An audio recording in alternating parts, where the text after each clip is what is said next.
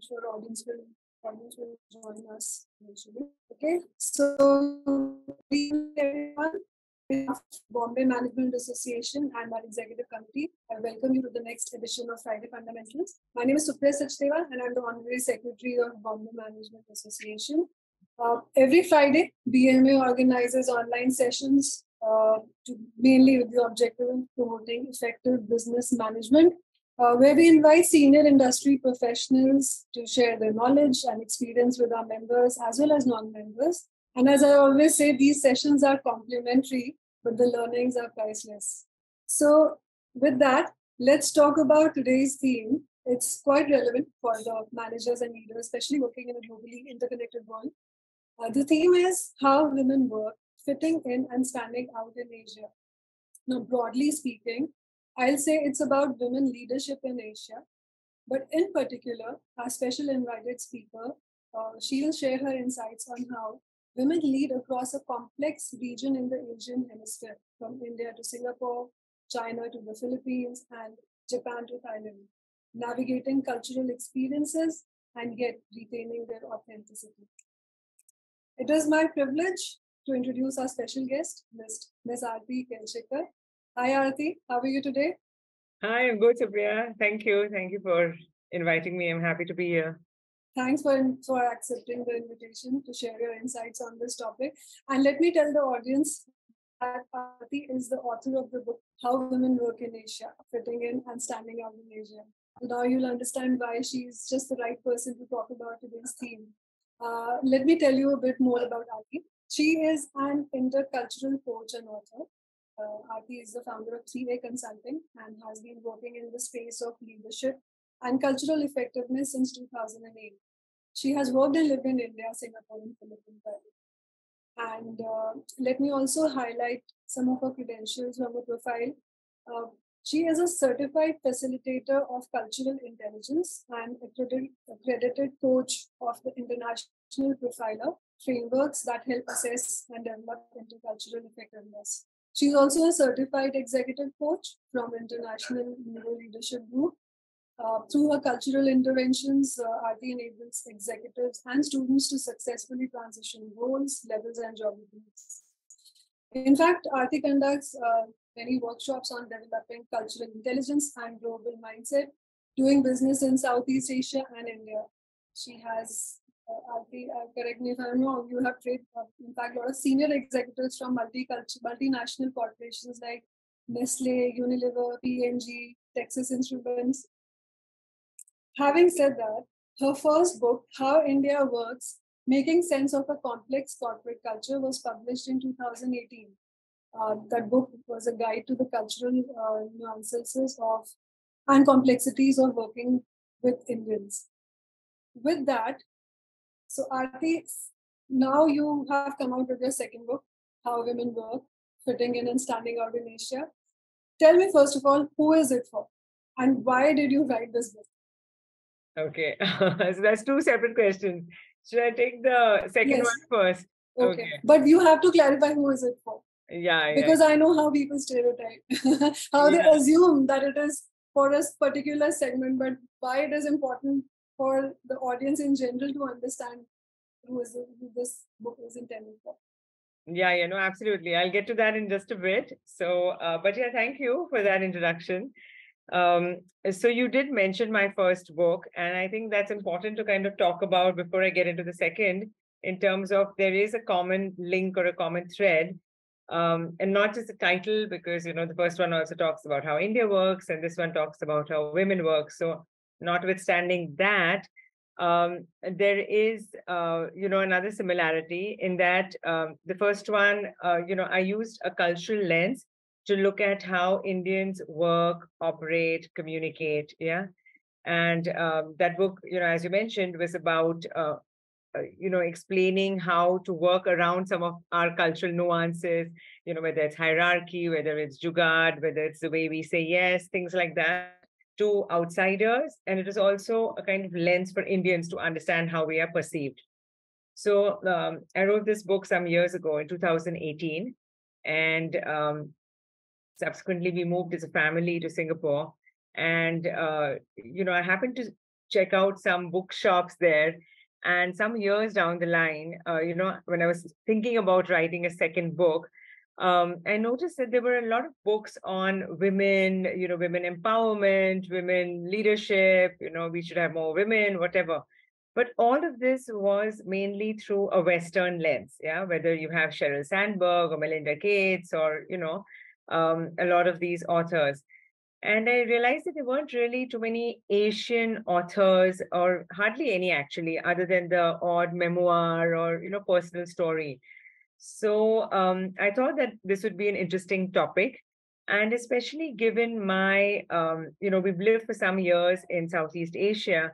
And so given my personal, my professional experiences, given, the fact that I coach people to work more effectively across cultures, I thought that bringing that lens, that cultural lens on this kind of a topic would be a refreshing take, on the subject. So that's when I started thinking about it and working on it. So, in a nutshell, um, I wanted to provide a perspective of success and leadership in Asia as seen through an Asian lens. So, that was really the premise of this book. And I mean, what I felt is that, for women, leadership is gender agnostic, right? So, it's not like, oh, male leader, female leader. But for women, it's not just the results and the performance and the teams and the work. There is a broad layer outside, which is the leadership layer, which is really gender agnostic.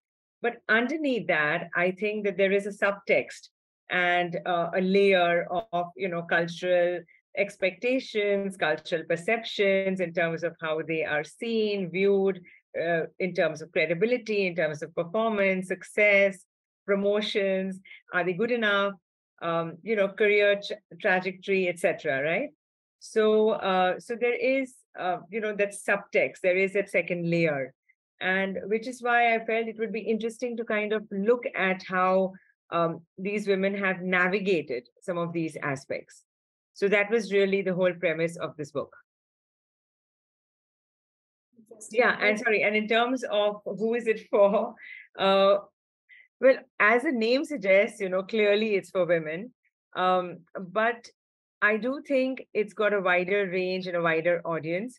I think it's, for women who are working, women who are self-employed, women who are, in working in NGOs, academia, even people who are not working at all, because it's not written in a very business jargony kind of way. So I just got feedback from somebody today saying that, it was very relatable, and she's an artist. So I think it can appeal to, various, sectors, so to speak. Some of my best feedback to date has been from men. So I don't know what that says. And I think that's very reassuring, because a lot of the things that I've talked about are really not things that are normally discussed, So the narrative is a little different. And I think it's interesting, and it's good for men to kind of get some sort of an understanding on some of the aspects, or some of the softer aspects that women have to face, encounter, and navigate. So I do think it's for men, for sure. It's also for, Asians to understand other Asians. So, for example, for, Southeast Asians to understand how Indians operate, what are some of the challenges that Indian women face? Yeah. For us to understand some of, the challenges and some of the biases and some of the positives, some of the skills and strategies, and learn from people in Singapore or China or Japan or, some of these places. So I think it's got something for a whole lot of people. And it's also younger people, of course, because, in order to kind of get them up to speed with some of the learnings and pitfalls to avoid. So I think that's the broad reach. So, like you said, the narrative of this book is a little different. And what we'll do is we'll delve into certain themes from the book to make your audience understand that when you say that the narrative is a little different, what are broadly some themes that give some insight. But before that, why don't you share your experience of, or your approach? How did you write this book?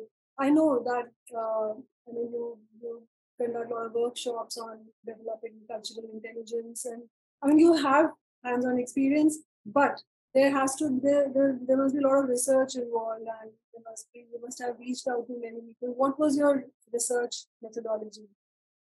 Yeah, so it was long, So I started in uh, February of 2020. And I had this plan of kind of, traveling across Asia because we were in Singapore then. And I said, okay, I'll travel and I'll meet people and talk to them. And, it'll be all very nice and interesting. And then, of course, in March 2020, we had the pandemic start. And, but in a sense, it kind of worked out well because, technology is scaled up, as we all know. And I was able to do a lot of meetings on Zoom and on Teams, etc. And, in some cases, I could do multiple meetings, right? Because people then had the time and the bandwidth and the interest, I think, to talk about stuff other than viruses and work, you know. So I think it kind of worked out well. In terms of the reach, when you say Asia, it's very vast. So I had to kind of narrow it down, to make it more specific and to not let it be too broad. So I looked at 6 countries: India, Singapore, China, Japan, Thailand, and the Philippines. So, and I chose these because of either some sort of familiarity with them or, some access to people working there and living there. So, so that was how and also I felt that these 6 countries were fairly heterogeneous enough, to kind of give a sense and a flavor of, the different countries and their nuances. So that was in terms of countries. And then we had, in terms of people, I spoke to about 60 people uh, across functions, across industries, across levels, across these 6 countries. And interestingly, I spoke to men as well. Okay. And some of these conversations were very interesting because they also shared their perceptions about women that they had worked with, So how did they find the leadership style, things like that.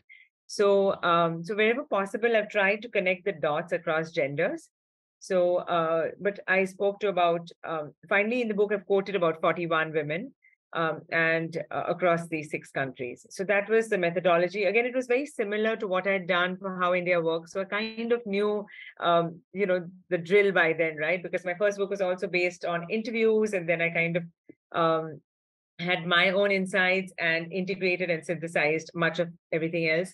Also did a lot of research and then kind of put it together. So that was about the methodology. See, when you were telling me what excited you in the first place, clearly traveling was definitely an integral part of it, which got hampered because of the pandemic. But it was probably a blessing in disguise because, as you said, people were able to give you more time. They had the bandwidth, they had less movement, and hence more time to contribute to this. So it's interesting. So why don't you tell us about some of the themes from your book? Okay, so I think some of the themes are around, building trust and credibility and influencing outcomes. And that was a big area for me because I do feel that, women are often seen differently, held to a different standard, whether it's competence, whether it's capability. So it was an interesting aspect to explore. So I'll give you an example of, of this. So there's this story. So the book is a lot of stories, obviously, because of, all the range of people that I spoke to. So, so there's this lady called Susan Chen, who is a Taiwanese origin, and she was born and brought up in Europe. And then several years down the line, she was parachuted into Indonesia. And when she spoke to me, she told me about how difficult it was for her because it was like a culture shock, even though she's Asian. And, so she was a mid-level HR manager, and, Indonesia is a bit of a patriarchal society. And, how it was in terms of how would she try and influence outcomes, influence stakeholders, what were some of her challenges. And interestingly, what she said was that it wasn't really about her gender, but, she has this, petite kind of a build. So she said it was more about how this my appearance convey this, convey expertise, convey gravitas, and in terms of being viewed and being perceived in a meeting, etc.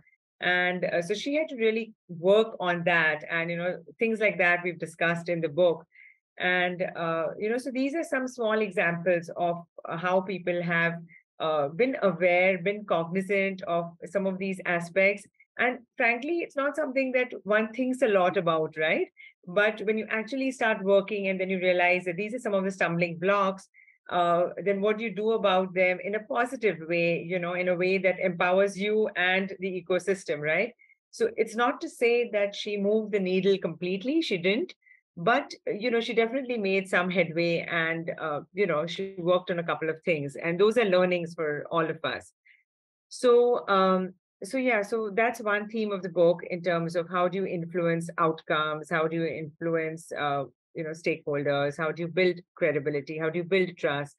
Then I've also talked about things like navigating cultural perceptions when you're communicating tough decisions, for example. Are you seen to be, when women are often, when they come across as being assertive, they're not always viewed very well. And we've seen that in India as well. So, how does one communicate tough decisions as a leader and still be respected, still be liked, things like that. So that's one aspect. And, in terms of the theme of the book, or the subtext of the book, which is fitting in and standing out, that is something that kind of happened organically. It's not something that I had planned in mind, in the beginning.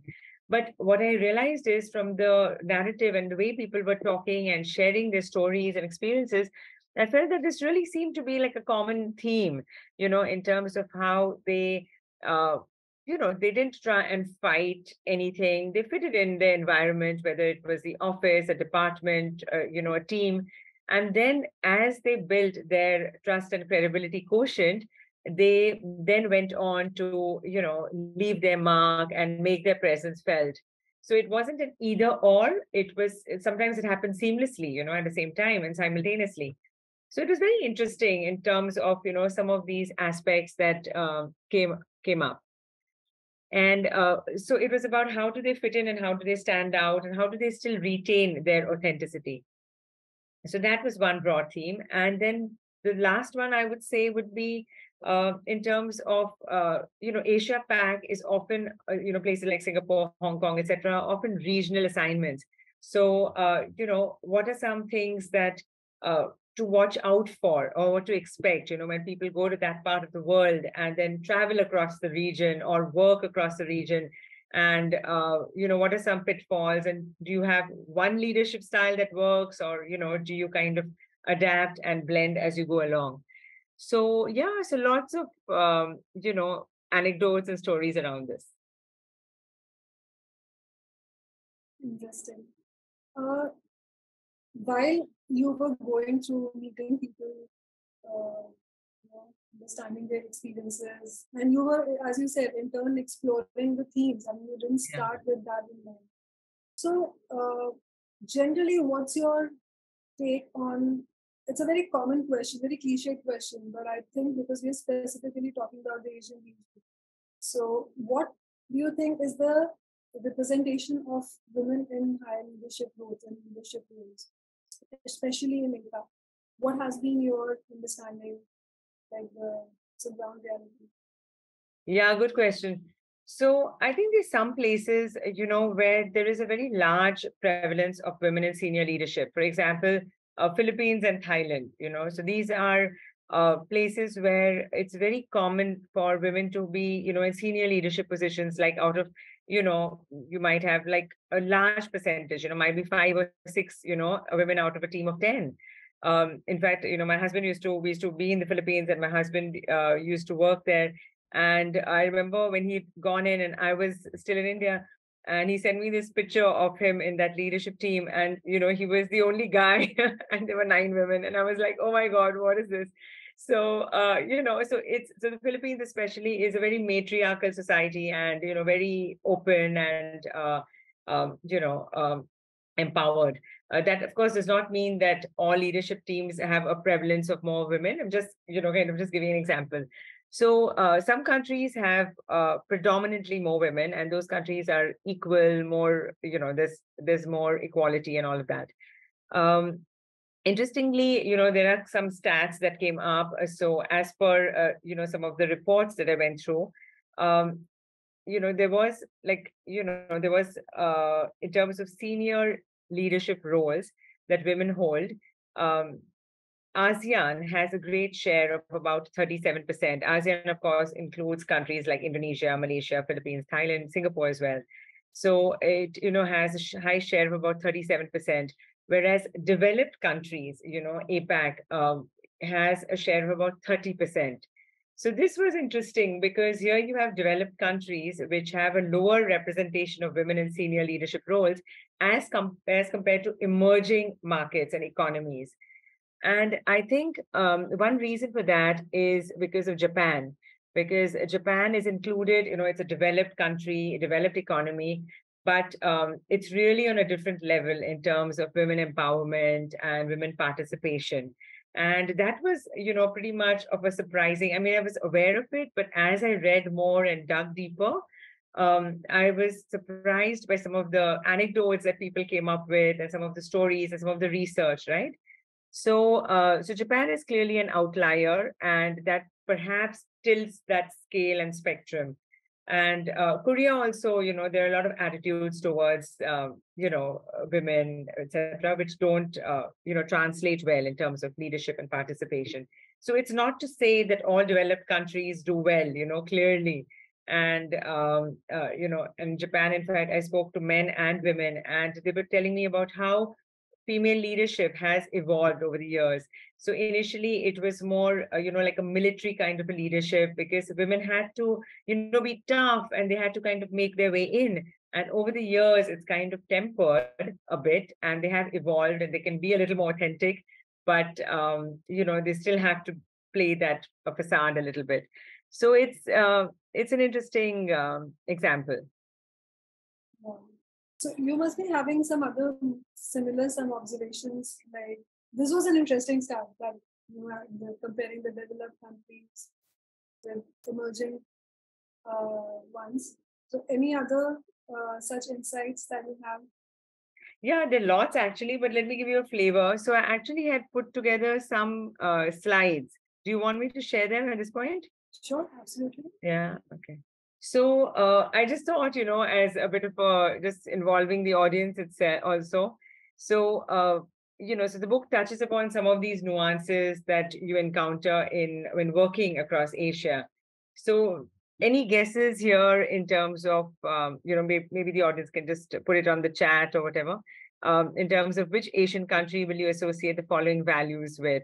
And perhaps you don't want to Google it, let me just see what. See, I'm online, so I can't. Yeah. But I'm sure the audience will. Absolutely. So any guesses that you or anyone else want to take? So this is the first one is Guangxi, then you have Krengjai, Malasakit, Gaman, and Kia. So I don't know if you've heard of any of them.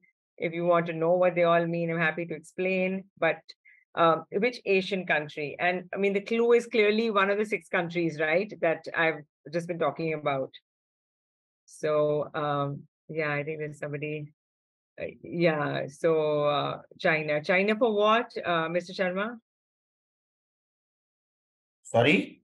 I said you mentioned China, so that's for the first one? Yes, yes. Yes, very good, yeah. Okay.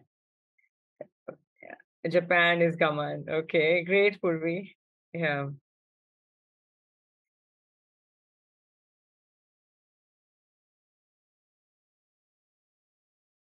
Any other? Any other? Yeah. Just take a guess. It doesn't have to be right or wrong. Yeah.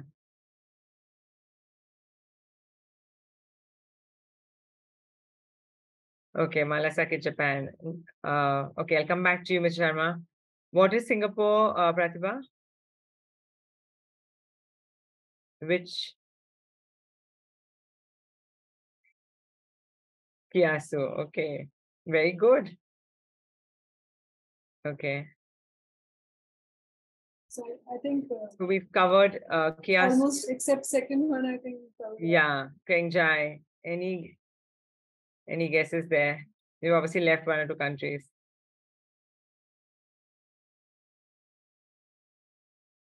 Okay. Malaysia, I haven't made any guess yet. Yeah, no, not Malaysia. Yeah. So Krengjai is Thailand. So it's basically this feeling of being overly considerate. So what happens is, because of that, people don't come up with they don't come up with the truth. They don't give feedback, or they may not express, because they're always a little careful, a little reticent in explaining. So that can become a challenge for somebody when they're working overseas. Malasakit is, this feeling of, I think someone mentioned, right? No, Malasakit is the Philippines. And, but yeah, Japan is a good guess, at least from the sound of the word. So Malasakit is Tagalog, which is the Philippines language. And it basically means this feeling of well-being, so people are very concerned and empathetic about their fellow workers, etc. Right? So, that empathy comes across very strongly there. So it's literally, I mean, we lived there for some years, and it's a country where, there's smiles and tears, at the workplace. So it's a very, complex place. Gaman is, I don't know if Purvi wants to come in, but otherwise I could just go. Yeah. So Gaman is basically this feeling of, being a little reticent, in Japan. People don't want to always express, whether it's, whether they're hungry or whether it's a bad boss, they kind of keep it all inside. So they don't really express, come forth, and, they bottle up, and that's a really toxic situation, right? And in fact, Japan has a very high rate of suicides, amongst the employed class, and there's even a word for it called karoshi. So, it clearly isn't healthy. And then you have kiasu, which is, as Pratibha pointed out, which is a fear of like losing out or missing out, So, for example, if people are, like if everybody is lined up at a McDonald's and they're getting some free Hello Kitty toy, then you also want to be in that line because you don't want to, miss out on that. So there's this FOMO kind of thing. But then that plays out in other ways, at the work front. And Guasi, the first one, is about building relationships in China. It's like a cachet of favors or obligations. So it's like you do something for me, then I do something for you. So it's like relationship building, but it's slightly different. But I think it's a little similar to what we have in India in terms of this whole focus on building relationships. Yeah. Okay, great. So I just wanted to kind of just have a little bit of interaction here. It's interesting to know from different cultural perspective. Yeah, exactly. So it's, I mean, it's just a bit of a flavor. It's not like, there are whole chapters on this, but it comes up often enough. And I think it's interesting. Anyone wants to share anything at this point, or I'll go ahead, right?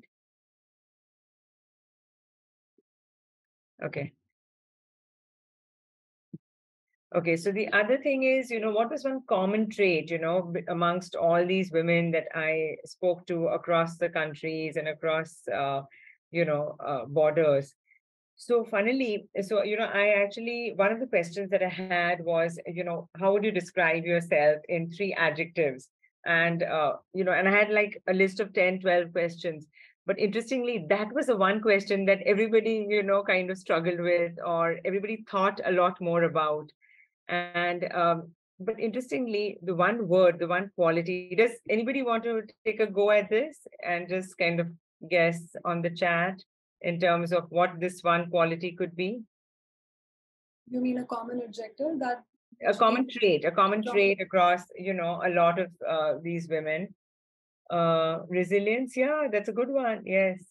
I think resilience is common also across them, but it wasn't like their first standout quality that they described themselves as, so I wouldn't, I think it was common, but what I mean is in terms of a leadership trait that they describe themselves as having.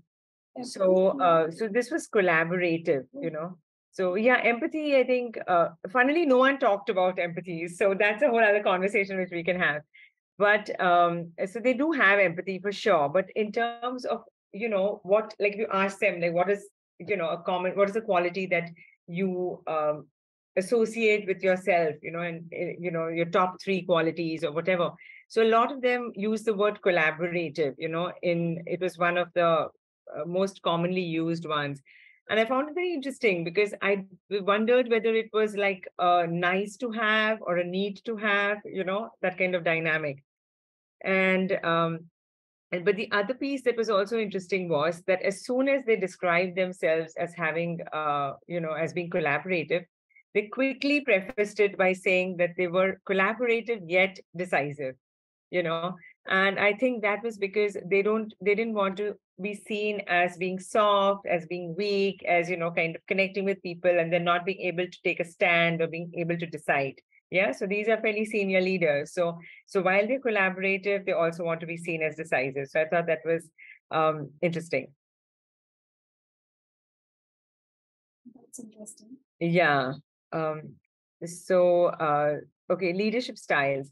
So I actually did a recent interview on, in Singapore and on radio actually. And this lady asked me if, is there like a leadership formula, like, can we take one style from Singapore, one style from India, one style from the Philippines, and would that make like a perfect leader?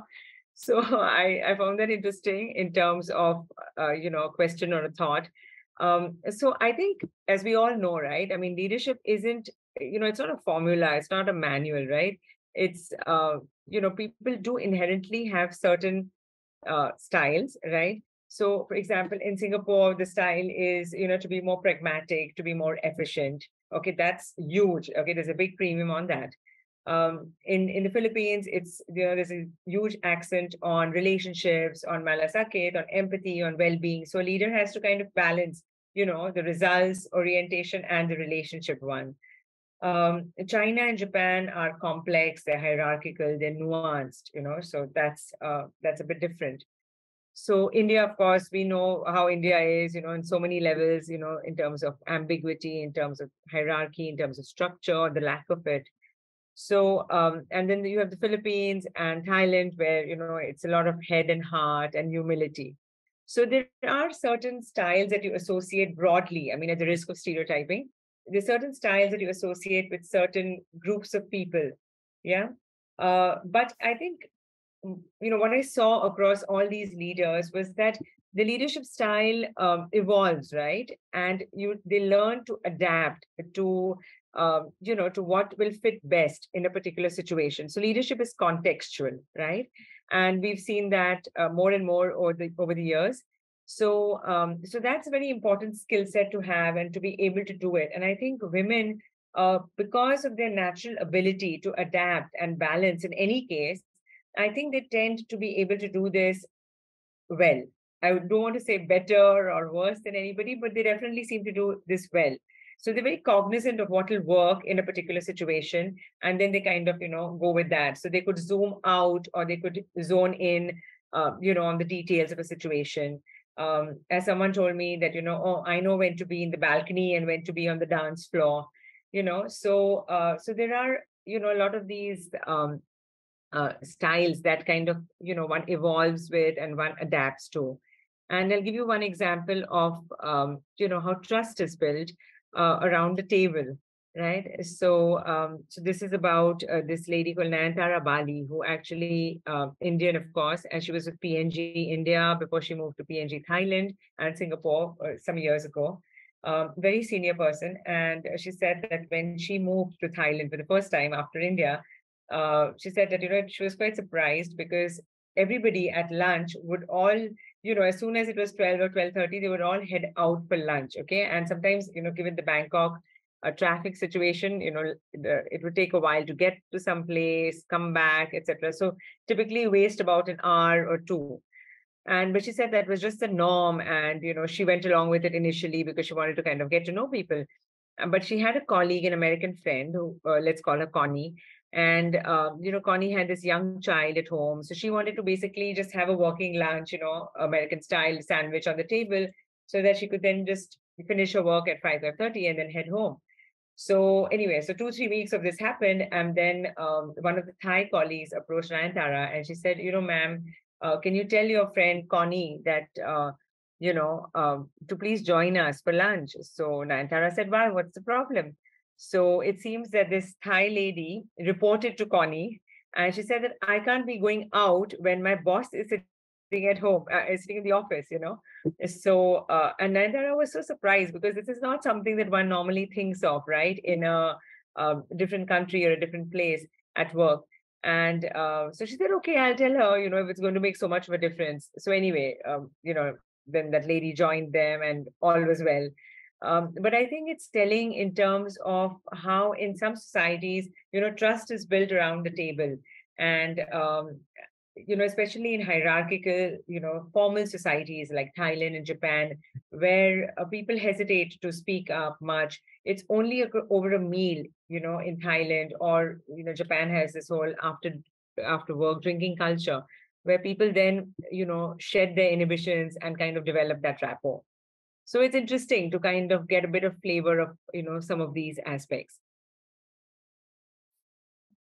And lastly, this is a question that I'm often asked, that how do you perceive Asian women as compared to South Asian women?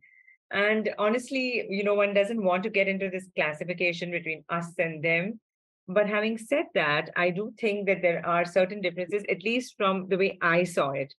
One is, of course, I think Indian women are at a certain level across a certain, tier, are very articulate. And in fact, somebody actually asked me that. They said, how come there is this whole energy, with women and the way they talk? But that's also true for men, right? So it's a cultural thing again in terms of, how we are able to articulate and express. And you could attribute it to colonization or whatever. But there is a certain, not everybody speaks, the language.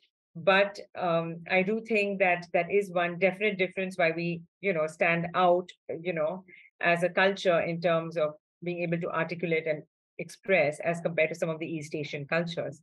So there's clearly, I think that is one difference. I think Indian women are also, more overt, in terms of their ambition or the expression of it as compared to, some of these women. On the flip side, I think that, I think Indian women sometimes tend to, have that gender mindset a bit more, like they kind of wear that on their shoulders, and they don't always need to, in my personal opinion. And I didn't see as much of that across Southeast Asia or East Asia. They were like, okay, this is it. We're cognizant of the drivers, we're cognizant of the nuances, but let's just work around it and just move on. So they didn't seem to be that fixated. They were aware, but less fixated, which I thought was a positive thing. The other difference I would say is that, people are at senior levels, they continue to be polite, professional, they're respectful of your time or of other people's time, so I didn't feel that, that sense of hierarchy, kind of dilutes some of these values. Whereas in other countries, it's like as you grow up the chain, and as it's very rare to see people who are humble. I mean, a lot of times people who have the power, they're very happy to display it. So I did think that that was a difference also. So yeah, so these are just some of the insights, some of the okay. So these are 3 observations that I had. Anything, Supriya, that you want to say? Should I just go on? No, I think you go on. I have some question in mind, but you finish this. Yeah. So I think this is my last slide. So so I felt that ambition comes in different forms, because I was used to seeing how it looks in India. And over there you see people who are, very circumspect, very polite, very stoic, on the outside. And then you scratch the surface and, there is fire, in their belly. So it was very interesting to see that. And also, women will take, women and men, whatever, they will take whatever it is to, grow up the ladder. So they won't say, oh, I can't do this, I have this issue, I have that issue. So they look more at the solution and less at the constraints, which is something that I think everybody can learn from. So that was one thing. Culture, of course, is an enabler, something that I, in my professional capacity, I do believe. But here I'm not talking necessarily about societal culture, I'm also talking about organizational culture. So a lot of the women that I interviewed and spoke to worked in multinationals, and they felt that that provided them the freedom and the space to be and to express and to take risks and to communicate and to take part in decisions and get invited to meetings, etc. Some of these women had worked in local organizations in their countries. So, for example, a Singaporean company or a typical company or an Indian company, and they felt that it wasn't the same. The ecosystem wasn't as conducive. I mean, barring the exceptions, but that seemed to be a thing. And I'm not espousing that MNCs are the way to go, but I'm just saying that that seemed to be definitely, an enabler. And also they, in those kind of environments, there were also a lot of role models and mentors that they had. And again, that was something that I saw across everybody I spoke to, that, and we all know that, I mean, that role models matter, especially for women. And so do mentors, so do sponsors. So that is one thing. And then, of course, the last one, just on, a lighter note, as I mentioned, like since the book has come out, I do feel that men are really interested in this topic. A lot of men have reached out, in different forums. Of course, on a lighter note, they'll say, oh, I will give this book to my wife, and, so that, or I'll buy it to kind of understand how she works. But other than, that, of course, I think is just a joke. But it has been a revelation to see how men have been interested, to learn about some of these dynamics. And I think the lesson for me is that if you approach something in an interesting way without being very patronizing, or in a win-win kind of way, people like to get involved, they like to understand and learn. So yeah, so these were a few insights, Supriya. I'll just stop this now. Very interesting. What is also interesting is that how you have pulled out the essence of the narrative that you wanted to share. It's very interesting. I was thinking while you were talking about leadership styles and everything. So I had this thing in my mind. If you have to give advice to young leaders, I will not leave this question here. I'll say, what will be your advice for men and for women? For both, is it? For men and for women? Okay. Yeah. So for men, I would say that, they need to do more of, speaking up and supporting women actively in organizations, right? It's not just about recruiting more women and checking that box. I think it's about also, including them in the conversation and, stepping in and correcting the biases as they see them. So I think, a lot of men tend to be mentors or sponsors, but I think you need to also be a little more actively involved and engaged. So I think that's the piece about men.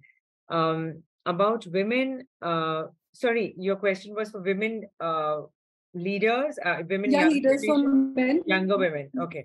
So I would say a couple of things. One is, I think women need to be, more strategic. So what I felt and what has come across in many of the, talks, etc., was that, very often, and we know this, right? Very often women will think of the job at hand, the next few months, maybe the next few years. So they don't really think about the finish line. They don't always think of what's really ahead or long term. So, so I think to be more strategic and to think bigger, broader, deeper, and whatever that entails. So, for example, also to network, more smartly and strategically. Women, of course, often feel that they don't have the time, the energy, or the interest to, network. But networking does not necessarily mean, having coffee with 100 people who are really boring. It also means, strategically kind of connecting with people who could possibly be your advocates, right, later on in life and support you as needed. So I think important to be that. And that did come across in some of my conversations with people as well. So I would say be more strategic for sure, be more deliberate, plan ahead. So that's one thing. The second thing I would say is, women need to build on themselves, develop the core and, grow in terms of their knowledge, their learning, their expertise, build their brand, like what do they want to be known for?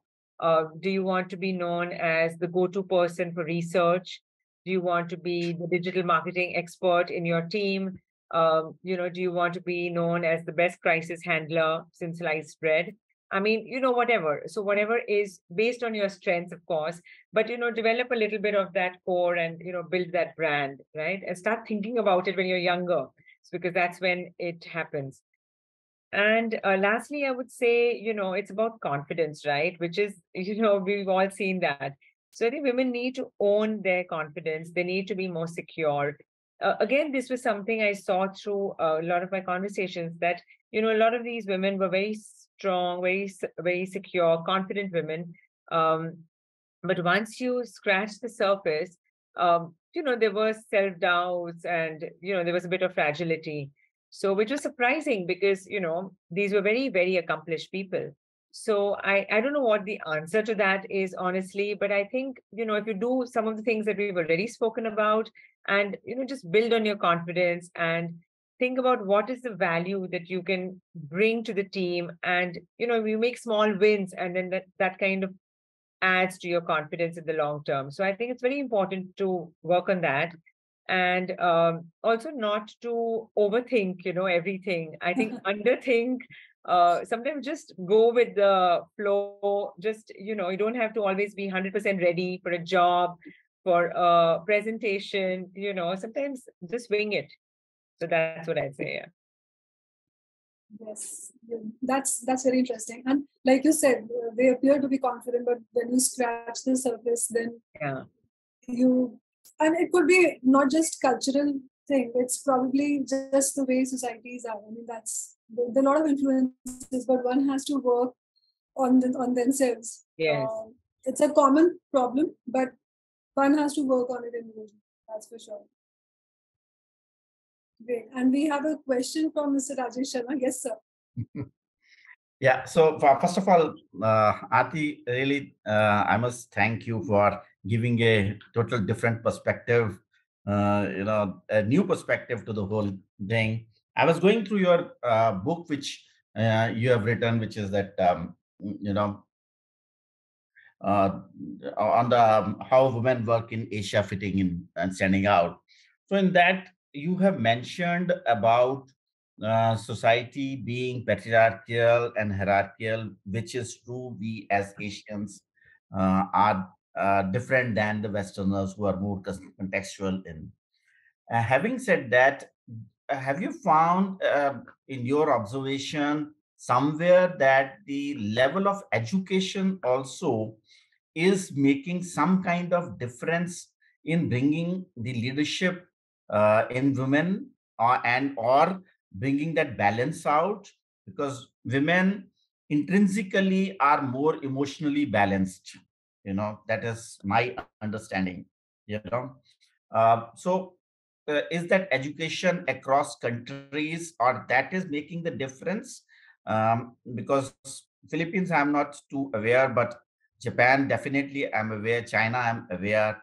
India, definitely we are aware.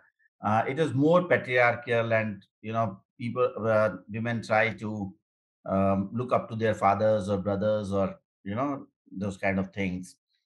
So, is that education making some kind of difference, and um, how can that be balanced more in the leadership positions in women?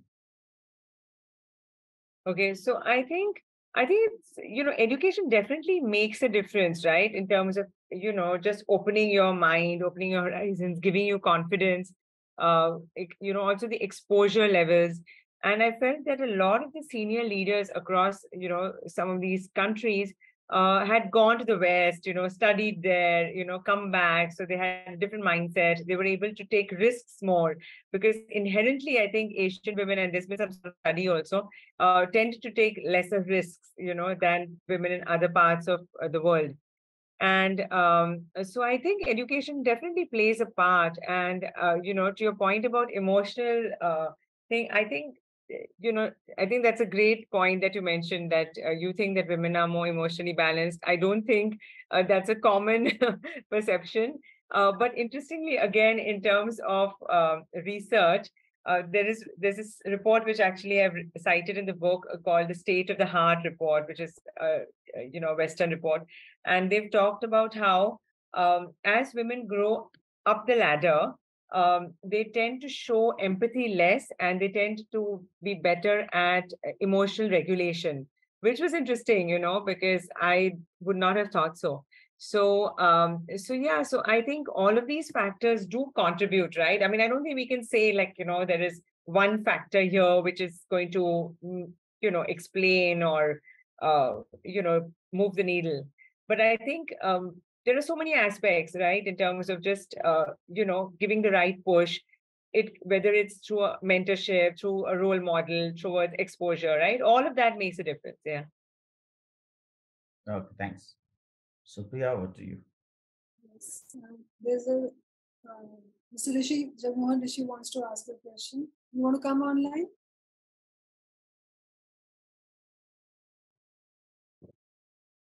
Hi, Doctor. This is Jagmohan Rishi here. Nice perspective, although I joined a little late, but I like the concepts which you mentioned about it. I've also mentioned a comment that, good to know your perspective, but still work in progress, I'll say. Of course. Because I was recently at SHRM conference, and I saw that 80% or rather 70% in learning and development space were women only. So as of now, I think industry is changing towards that a lot of women are taking up a place, particularly where people think that they are the best fit, because in HR a lot of empathy is required, and women by nature, that's a judgmental thing, that they are very empathetic, they say. And so I just wanted to understand that, what is your observation from the Asian perspective, not India perspective, South Asian perspective, because the education level and the awareness level in some countries is much different compared to India. Because what I meant to say is that in India, mostly multinationals and progressive Indian companies, they are into HR, diversity and inclusion, and those kind of things. There are women in IT or digital space, but the ratio is 90:10. Sorry, yeah. So you want me to give you an Asian perspective of this? Okay. Yep. Yeah. Okay, firstly, so my book is not about getting more women in or anything like that. Okay, it's not from that lens. It's really about celebrating what have some women done well or done differently, and how we can learn from that. And also, how can men understand some of the subtext and some of the layers, and kind of leverage women's strengths better. So I think, so it's really from that angle. It's not really from an angle of, we definitely have a lot more to do, right? That's for sure. And I think there's enough matter on that, whether it's HBR or wherever, right? So there's no disputing that for sure. So I completely agree with you. Okay, so in terms of, comparing within Asia, for lack of a better word, so I would say that India is definitely, India and Japan are more on the patriarchal / hierarchical side. Okay. And of course, there are exceptions, in banks and IT and so many exceptions. But broad, big picture, I think India is definitely better than Japan in terms of the numbers and in terms of the metrics. So that's one aspect. Then on the other side of the spectrum, you have countries like the Philippines and Thailand, which are very good with, they're far more inclusive, they're far more women friendly, women centric. They're softer societies. In fact, the Thailand, as per a study, is considered to be a feminine society, which means it's very caring, etc. So it's easier for women to kind of fit in that kind of environment and do well. The Philippines, as I mentioned earlier, is also, a very progressive society. So there, that's not to say that there are lots of women doing lots of things there, but it's easier, right? The biases are lesser. There is more inclusiveness in that sense. And then you have Singapore and China. So Singapore, it seems to be on the outside like a very equal kind of thing. There isn't, too many biases. But I think it has some way to go in terms of, whether it's board positions or whatever. You don't see, as is the norm anywhere, right? I mean, you see a lot of women in mid-level positions dropping off. You have the leaking pipeline. So that's across the board. China is, again, it's a mix. Culturally, Mao had, pronounced during the Cultural Revolution that women hold up half the sky. So after that, a lot of women were recruited, into agriculture, industry, etc. So there is this acknowledgement that, women should be there, they should be given jobs, and, it's not looked down upon. But I think the reality on the ground is that, there are their own challenges and issues. So it is nuanced for sure. Thank you so much. Thank you so much. Yeah, thank you. So Aarti, we have a question from Purvi. I'll ask her first if she wants to ask herself, or shall I read it out? Yeah, sure. Okay. So Purvi. Go ahead, Supriya. Okay. So Purvi's question is: did you observe if women leaders are paying it forward and encouraging, supporting other women leaders? Are there differences between the countries in there? Okay. So, I mean, in an ideal world, of course, women leaders should be out there. And one does see a lot of initiatives, in a lot of organizations in terms of, there's more mentoring and, all of that happening. And that's in a big picture level. But I think we have some room to go. I think women don't always, at the risk of, being a little frank here. I mean, there's some room to go here. I don't think women always open doors for other women. And I've seen enough and more examples of that in a corporate setup or in other setups. So I do think we have room to go for sure. And in terms of the differences between countries, it's difficult to generalize like that and say, but I do think that it's a little less competitive or a little less petty, or, for lack of a better word, in some of these Southeast Asian countries. Like, they really want to see their own people prosper and do well. And they are encouraging of women. Having said that, I think it's also a personality thing, right? So, I don't think we can really make a generalization at this point, because there are not enough women leaders out there to kind of, have the numbers on this and say, okay, this seems to be a trend, right? I think, we have to wait for a couple of generations. That's what I think. Okay. I know this question is always a bit tricky to answer. Okay, so Puri had another question which I think you have touched upon. Our question is: what are your top 3 advice to young women entering the workforce and aspiring to leadership? I think we've talked about that. Yes, yeah. Yes. You did mention about being strategic with, as far as the career planning is concerned, and not just look at what you have in hand or just few years ahead of you. So yes. Okay. So I just wanted to ask one. Yes.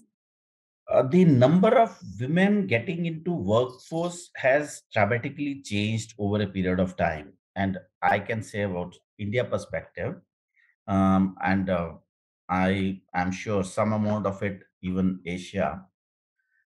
But the women reaching mid to senior level, that percentage reduces considerably.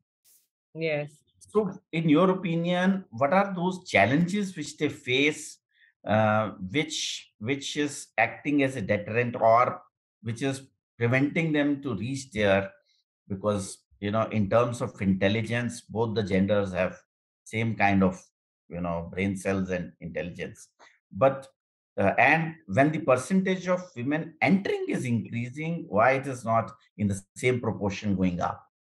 Yeah, and that really is one of the things about the book, right? But that's exactly what I'm saying is that, and there's been research on this, and I've quoted some reports as well, that it's not all cultural, but a lot of it is cultural. And, you can attribute it to a family's beliefs. You can say, okay, you shouldn't, whether it's, being expected to look after home and hearth, kids, yeah, some of that, or it could be gender attitudes, it could be attitudes at the workforce in terms of biases, and the person is not good enough, so then the person drops out.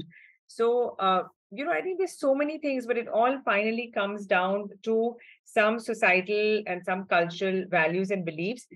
Of course, it also depends on individual preferences. Sometimes people on their own don't want to continue for whatever reasons, right? And you have circumstances, and you have a whole lot of other things, personal things.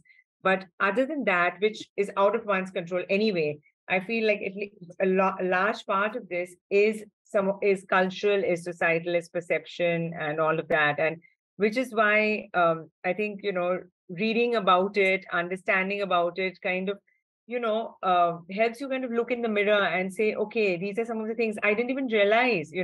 Like I was talking to Pavitra Singh, who's a CHRO of Pepsi, and she spoke about some unconscious biases that a former boss had towards women in general.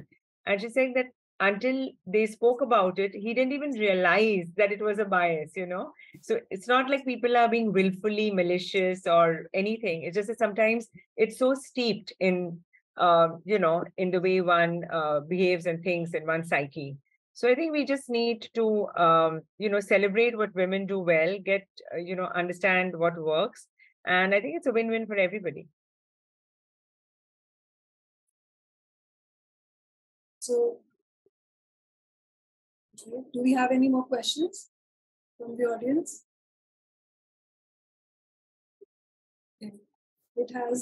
It's a very different perspective, Aarti, which you have shared today. And like you said in the beginning, when you moved out of India, you also searched for books, for content where you could understand more about the Asian perspective, from the Asian lens rather, and not much has been talked about it. So definitely, what you shared was just the tip of the iceberg, but I'm sure we'll get to understand more from the experiences that you have covered by women from different cultures, from different backgrounds, facing different challenges. It will be a good read. In fact, I request you to share the link of your book on Amazon or whichever platform. Yes, okay, there it is. It has been shared on the chat. This is for the audience. We'll also share it on YouTube description once we take this video live over there. So great, thanks a lot, Aarti, and I request our the president of Bombay Management Association, Mr. Rajesh Sharma, to say thanks to Aarti for her time. Okay. So as I said earlier, also, Aarti, this is definitely a new perspective and opening up of the minds, and whatever the few pages which I could read, it is giving a holistic perspective also, I will say. So thank you very much for spending time. I'm sure, and I can assure you that I will definitely read this book. And this book is going to be very, very useful to our members also. I will request our members, they can go on to Amazon and they can reach out for this book. Thanks for sharing your thoughts, and for Bombay Management Association. I thank Supriya for being a nice anchor always, and also the BMS staff for being so supportive uh, for conducting this program, and all the participants, including our EC members, Jagmohan Singh Rishi and Purvi, for being present in this session. Thank you very much for that. Thank you, BMA, thank you, Mr. Sharma, thanks, Supriya, thank you. Pleasure to be here. Yeah, yes. Thanks.